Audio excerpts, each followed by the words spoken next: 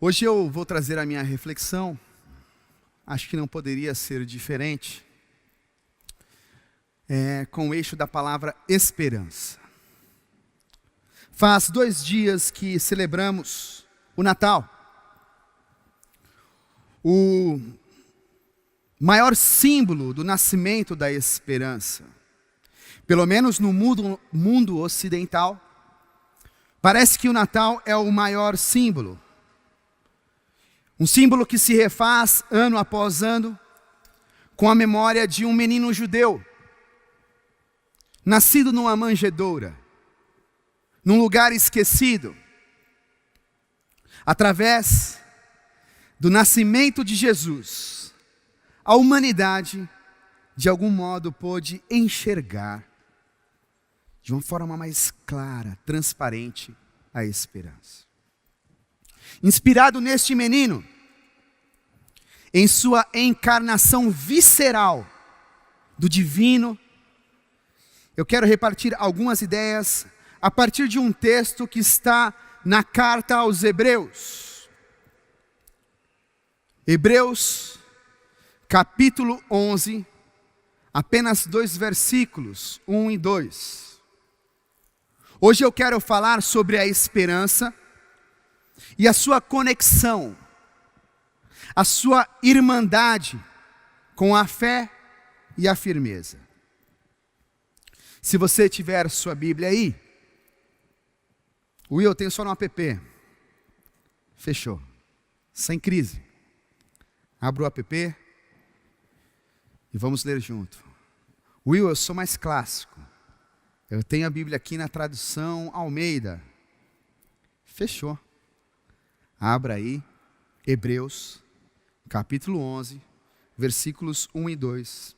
Eu leio na tradução da Bíblia a mensagem, que diz assim: o fato essencial da existência é que esta confiança em Deus, esta fé, é o alicerce sólido que sustenta qualquer coisa que faça a vida digna de ser vivida. Me permita repetir essa frase novamente. Esta fé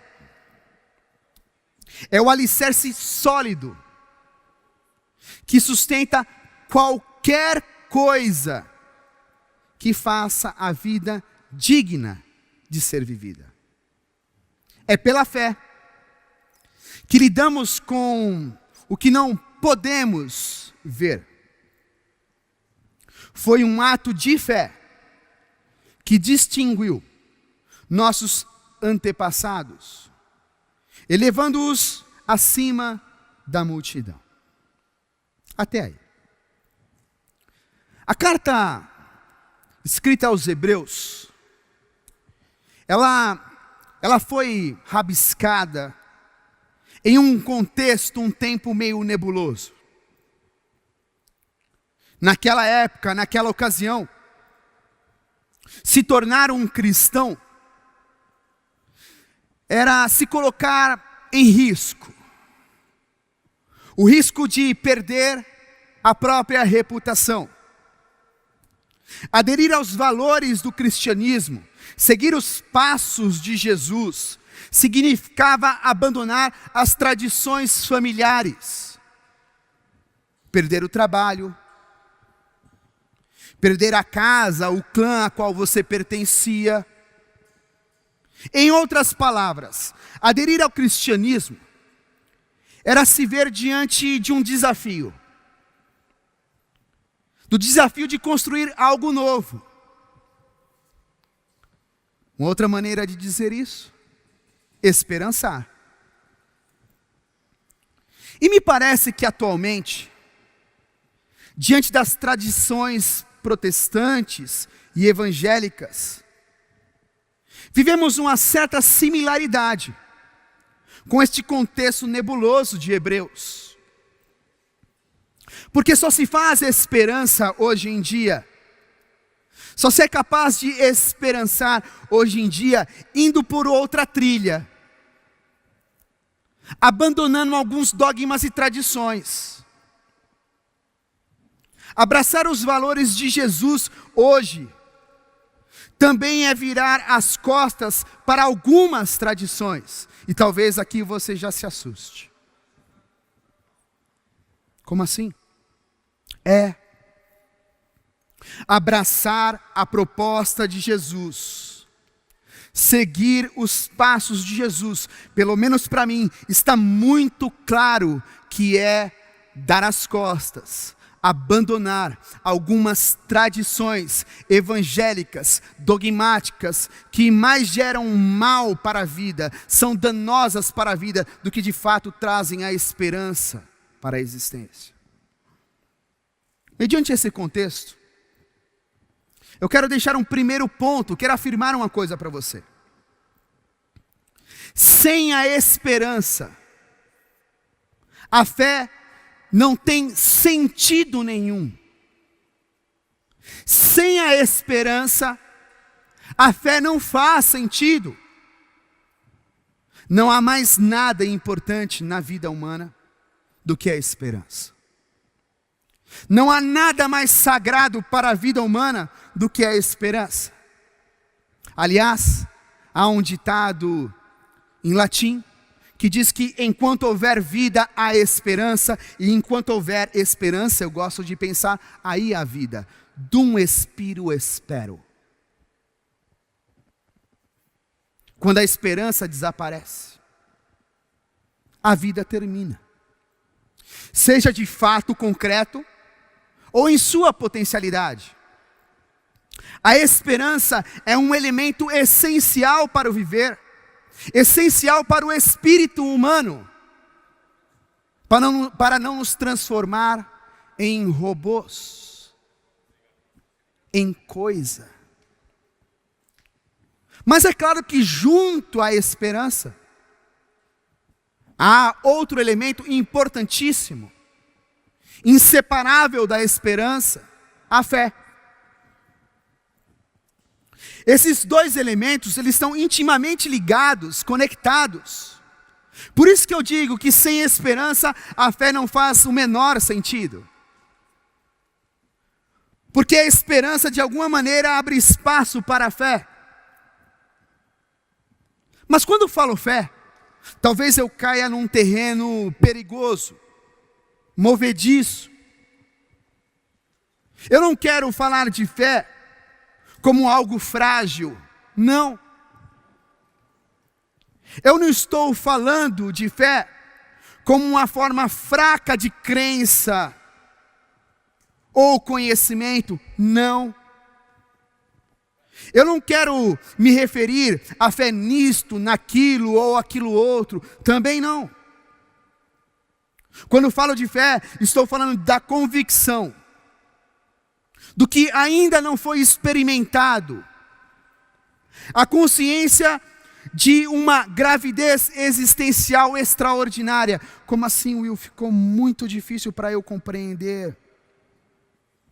Quando falo de fé, junto com a esperança, eu estou dizendo desta certeza sobre a realidade de uma possibilidade. A certeza que nós temos da realidade de uma possibilidade, daquilo que está por ser feito. E não a certeza como uma previsão indiscutível, imutável. Passado o Natal, se aproximando agora o dia 31, nós temos um desafio pela frente. Aliás, temos muitos. Mas há um outro desafio importante que todos nós estamos de alguma maneira submetidos. Fazer nascer um novo ano ainda mais cheio de Deus, de amor. Isto é um ato de fé. Aliás, deixa eu mudar um pouco essa fala. Fazer nascer em nós Deus, o amor, para que assim, num ato de fé, o ano seja melhor. O texto que lemos fala um pouco sobre essa fé. e implicitamente também traz consigo a esperança. Esse é um texto bastante conhecido.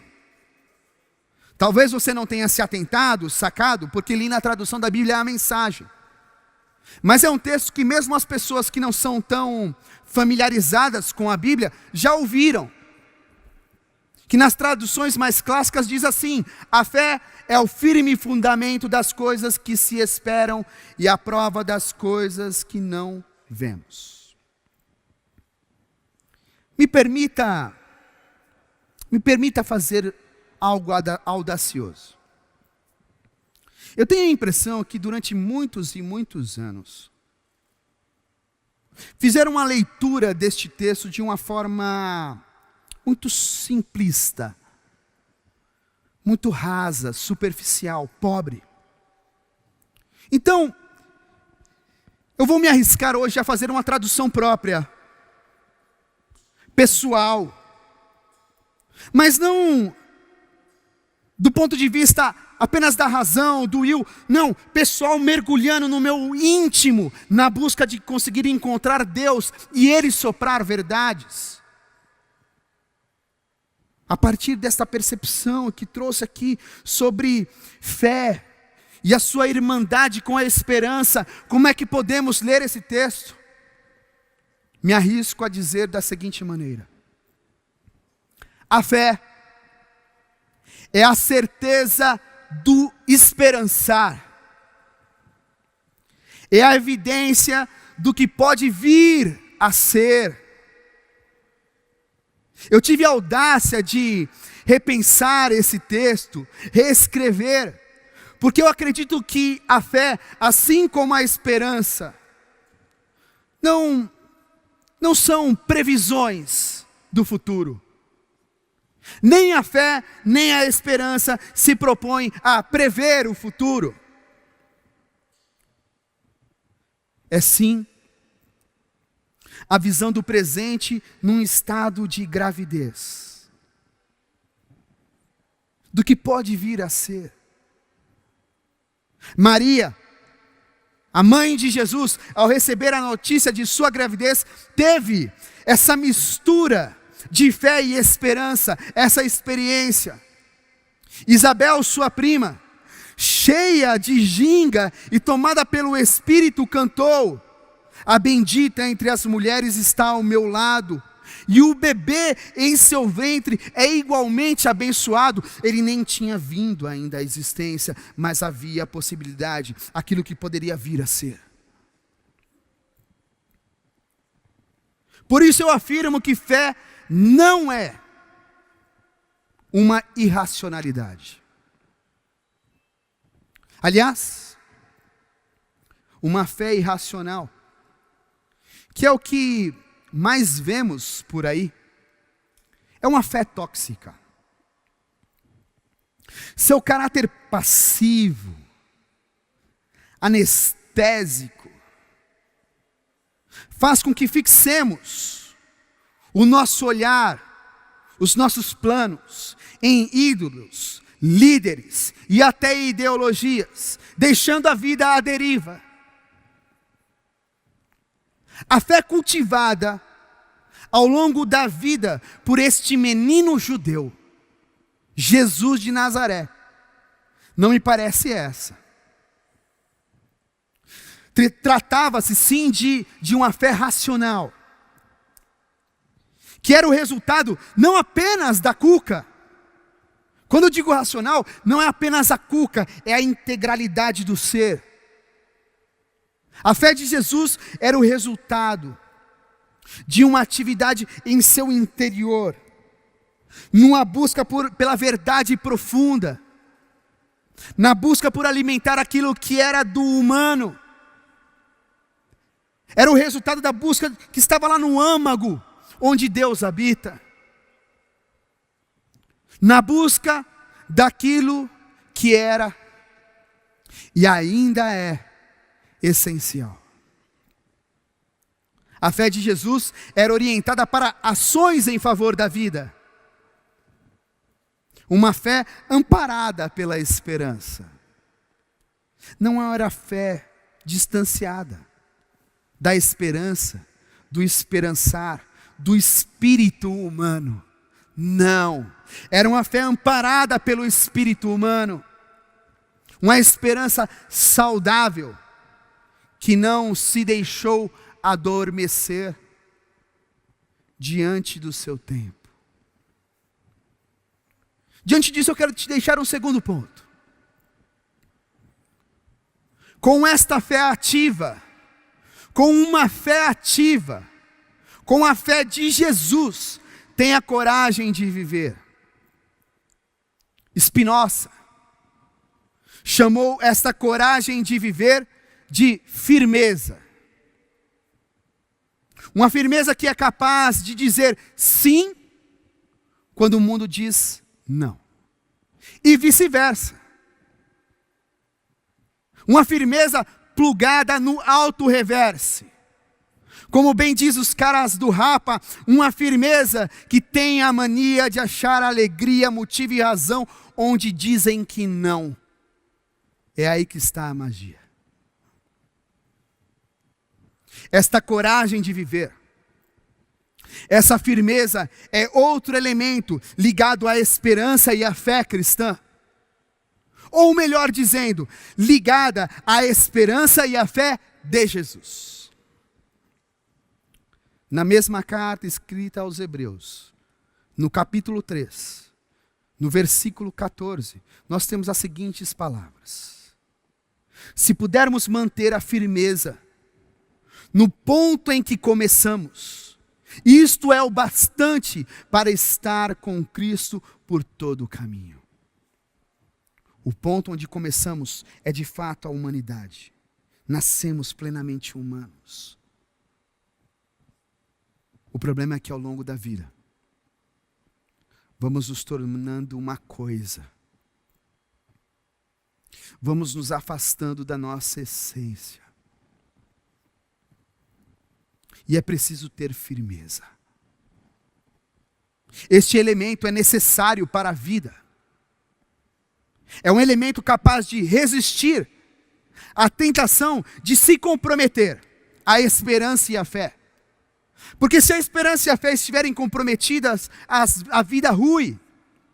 É a firmeza que tem esse compromisso de não transformar a esperança num otimismo vazio e anestésico, e muito menos a fé numa crença frágil e irracional. Diante da fé, da esperança, da firmeza, de um ano que está logo aí, daqui poucos dias, em nome de Jesus de Nazaré eu digo, pare de esperar. Não deixe a esperança se tornar uma resignação. A esperança cristã, encarnada por Jesus, não tem nenhuma conexão com a passividade. O genial escritor Franz Kafka tem uma história que eu acho muito legal, muito bonita em seu livro O Processo.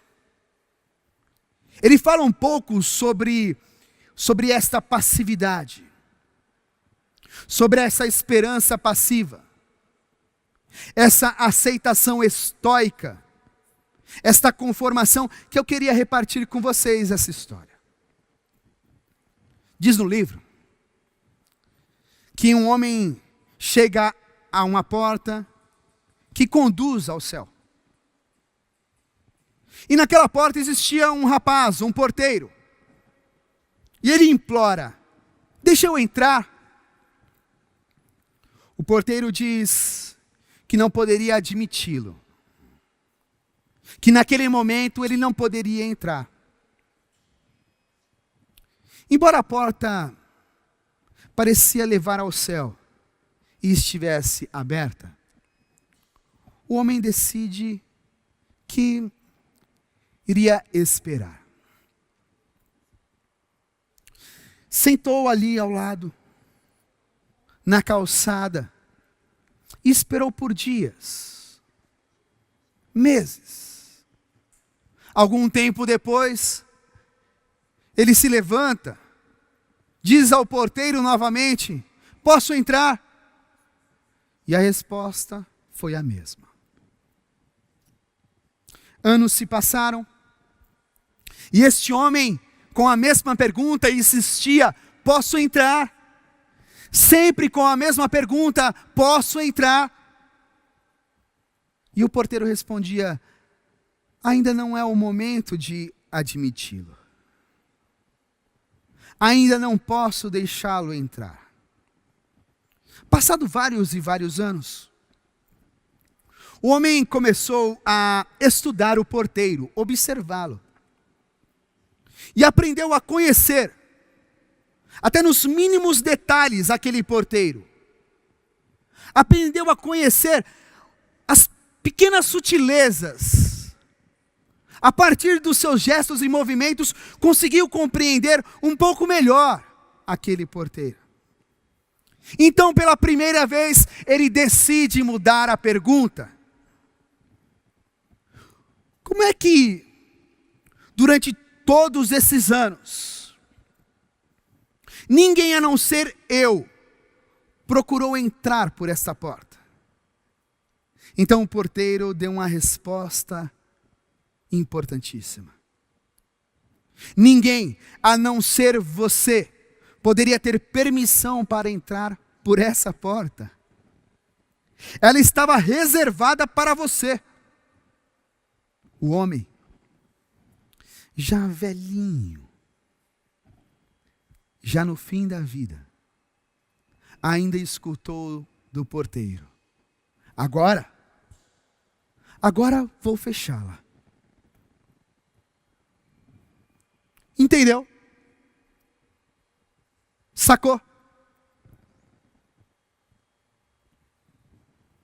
Será que os burocratas sempre terão a última palavra? Será que aqueles que dizem deter a verdade terão a última palavra? Afinal, existem burocratas por todos os lados, inclusive na igreja. Aliás, acho que é o que mais tem. Em todos os espaços há burocratas dizendo: ainda não é tempo, ainda não posso admiti-lo, ainda não dá para você. Por quê? Porque você não parece bom o suficiente. Porque você não parece cumprir o checklist dos dogmas aqui. Porque na lista dos meus dogmas você está reprovado. Burocratas estão por todos os lugares. E me diz uma coisa: isso significa que você não pode entrar. Isso significa que você não pode viver. Isso significa que você não pode desfrutar da graça, do relacionamento, do contato com Deus. Ter mais do que uma esperança passiva é a possibilidade de entrar por caminhos inimagináveis, de entrar pela porta do reino de Deus. E este reino, este espaço, esta sociedade é ampla, ela é colorida, ela é cheia de vida. É um espaço, um reino, uma sociedade de todos, todas e todes, sem exceção. Ter mais que uma esperança passiva é a prova de uma gravidez extraordinária, que abre espaço para uma vida sem medida. Não se trata de uma resposta imutável. Não se trata de uma definição última. Se trata da certeza, da realidade de uma possibilidade, de algo novo, da abertura de uma porta. Por isso eu digo: chega de esperar. Chega de esperar num país cheio de burocratas. Chega de esperar num país que sim, vários líderes religiosos acham-se donos da verdade e destroem a vida plena. Ignorar burocratas é um ato de liberdade. Burocracias, uma outra forma de dizer isso, ignorar dogmas, é um ato de liberdade, é um ato de Deus. Jesus foi mestre em fazer isso. Jesus olha para os burocratas do seu tempo que dizem, no sábado não se faz nada, e ele diz, meu querido, preste atenção. É o homem que foi feito para o sábado e não o inverso. Em outras palavras, é a vida que vale e não a burocracia. Jesus, diante dos donos da verdade, cheios de pedra, prontos para acabarem com uma mulher, olha e diz, peraí,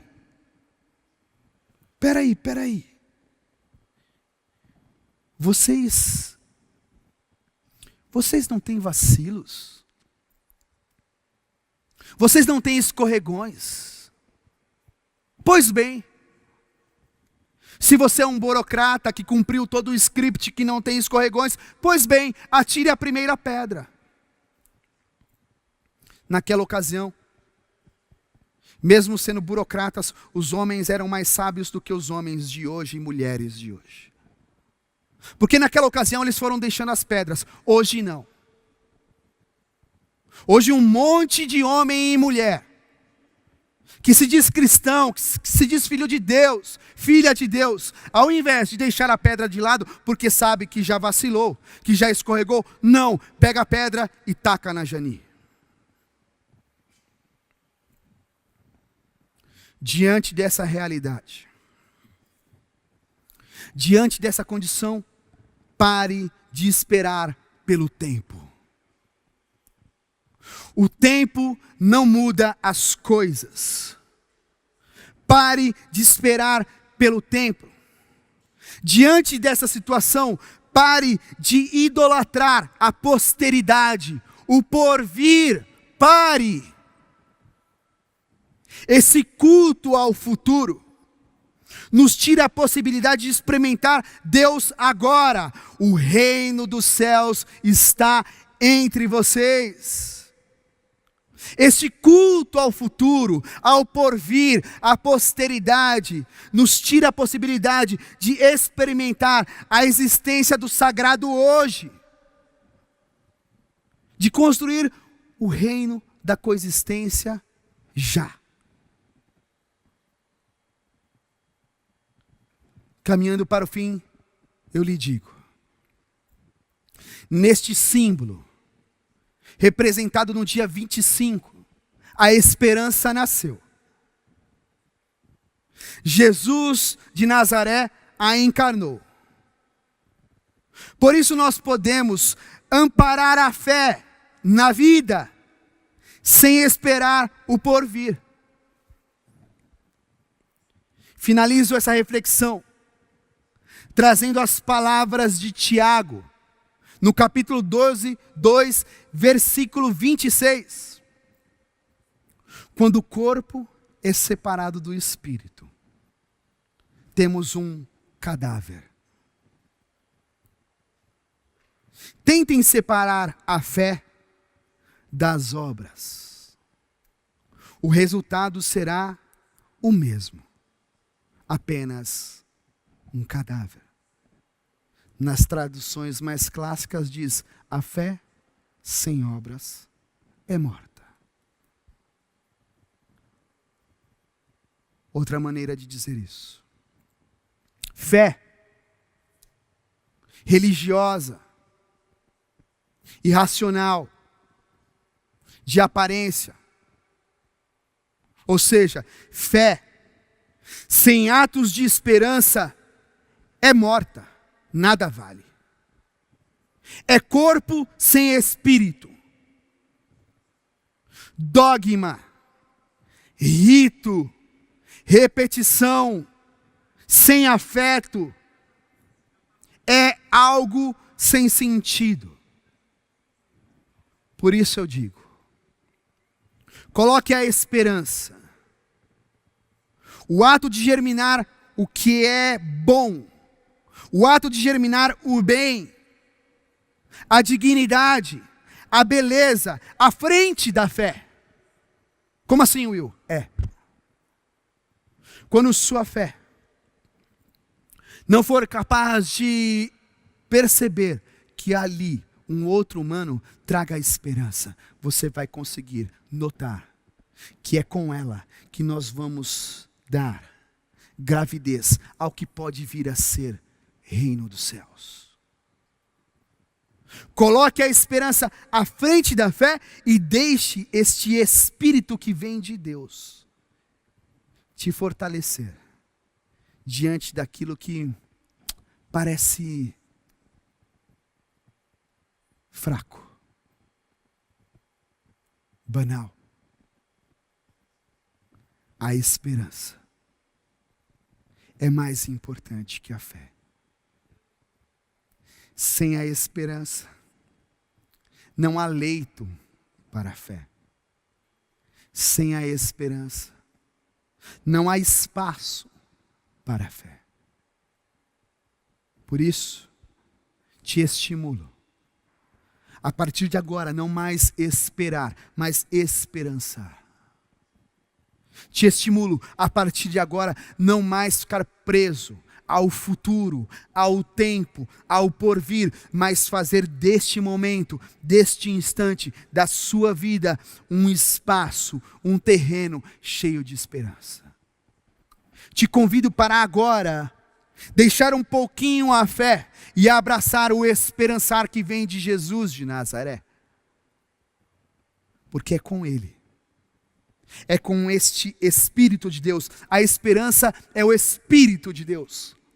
É com este Espírito que nós seremos capazes de entrar 2021, fazer Deus nascer em nós, e Ele nascendo em nós, podermos cultivar a existência, o terreno, com aquilo que é bom, com aquilo que vale a pena.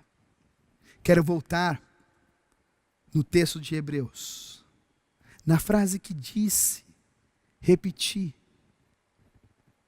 para isso ficar cravado em seu coração. Preste atenção. O fato essencial da existência é que esta confiança em Deus, neste Espírito, Espírito da esperança, esta fé é o alicerce sólido que sustenta qualquer coisa que faça a vida digna de ser vivida. Qualquer coisa. Por isso, em Jesus de Nazaré, relativizamos o dogma. Em Jesus de Nazaré, relativizamos a lei. Em Jesus de Nazaré, relativizamos a instituição. Em Jesus de Nazaré, relativizamos qualquer coisa para sustentar a vida. Em Jesus de Nazaré, continuaremos abraçados da esperança.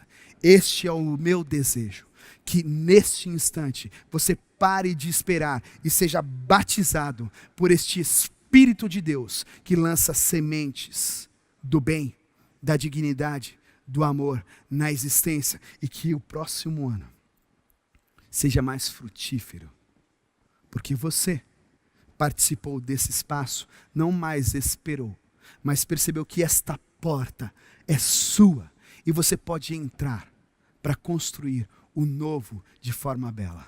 Amém? Eu quero orar com você, entregando este momento, entregando mais esta reunião, mais este culto. Feche seus olhos. Jesus, obrigado por se apresentar de uma maneira tão transparente, tão visceral a todos nós. Obrigado por se apresentar não como um Deus distante, cheio de empáfia, cheio de regrinhas e dogmas. Obrigado por se apresentar como Deus da graça, Jesus. Obrigado por ter viabilizado a vida para todos, todas e todes. Obrigado, Jesus, por apresentar, escancarar a esperança, o Espírito de Deus para toda a humanidade. Senhor, nós lhe pedimos que este Espírito tome conta de nós. Faça morada em nosso coração. Faça morada em nosso íntimo.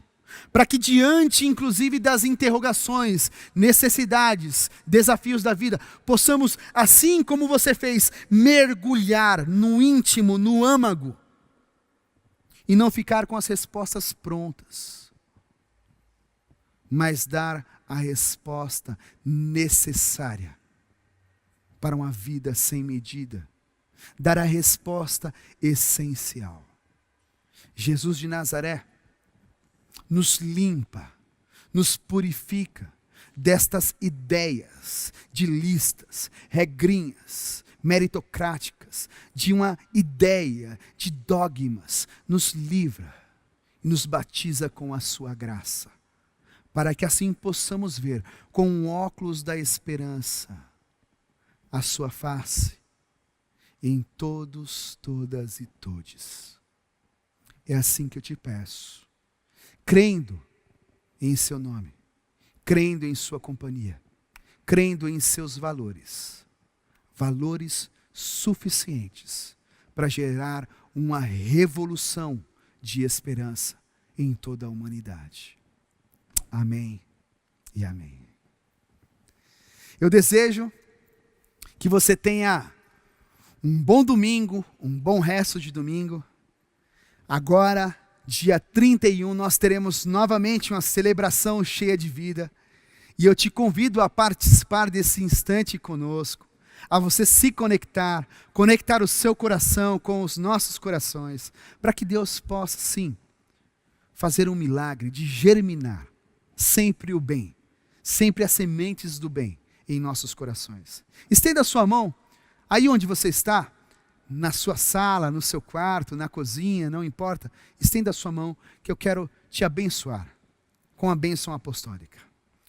Que o amor de Deus, este amor extraordinário, este amor que alcançou todos, todas e todes, que a graça de Jesus, que escancarou a porta da esperança, que escancarou a porta para todos, todas e todes, que o Espírito Santo, esta consolação que nos convida para uma amizade profunda, sejam conosco não apenas hoje, mas todos os dias. Fiquem na paz, queridos e queridas, e até o próximo encontro.